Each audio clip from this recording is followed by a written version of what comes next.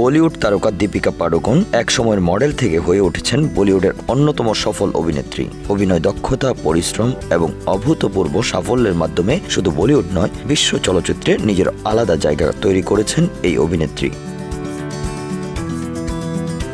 দীপিকার যাত্রা শুরু হয়েছিল 2007 সালে শাহরুখ খানের বিপরীতে ওম শান্তি ওম সিনেমার মাধ্যমে। প্রথম সিনেমাতেই তার অসাধারণ অভিনয় এবং সুন্দর উপস্থিতি সবার নজর কাড়ে।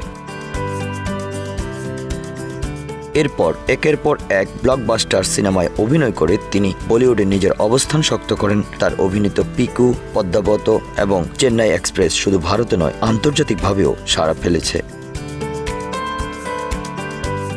আজ দীপিকা পাড়ুকোনের নাম বলিউডের শীর্ষ তারকাদের তালিকার শীর্ষে। তার অভিনীত সিনেমাগুলোর মোট আয় 10,200 কোটি রুপি, যা শাহরুখ খান, সালমান এবং আমির খানের মতো সুপারস্টারের চেয়েও অনেক এগিয়ে। তার সিনেমাগুলোর মধ্যে ভারতীয় সিনেমাগুলোর আয় 8,000 কোটি রুপি। শুধু তার অভিনীত Hollywood cinema XXX the return of danger case আয় করেছে প্রায় 2,200 কোটি রুপি। চলচ্চিত্র বিশ্লেষকরা বলেছেন, এমন সাফল্যের পেছনে রয়েছে দীপিকার পরিশ্রম, অভিনয়ের প্রতি একনিষ্ঠতা এবং প্রজেক্ট নির্বাচন করার দক্ষতা।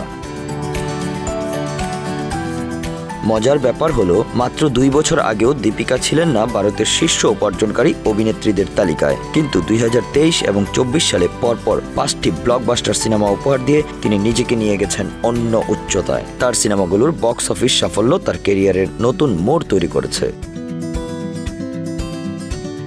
দীপিকার পরেই রয়েছেন প্রিয়াঙ্কা চোপড়া, যিনি 6,000 কোটি রুপির আয় করে দ্বিতীয় স্থানে আছেন। তৃতীয় স্থানে রয়েছেন ক্যাটরিনা কাইফ, যার সিনেমাগুলোর আয় 5,500 কোটি রুপি। তবে দীপিকা তাদের তুলনায় বেশ খানিকটা এগিয়ে। পুরুষ তারকাদের মধ্যেও দীপিকার অর্জন অভূতপূর্ব। শাহরুখ খানের 9,000 কোটি, সালমান খানের 7,500 কোটি এবং আমির খানের 7,200 কোটি রুপির আয়কেও তিনি ছাড়িয়ে গেছেন।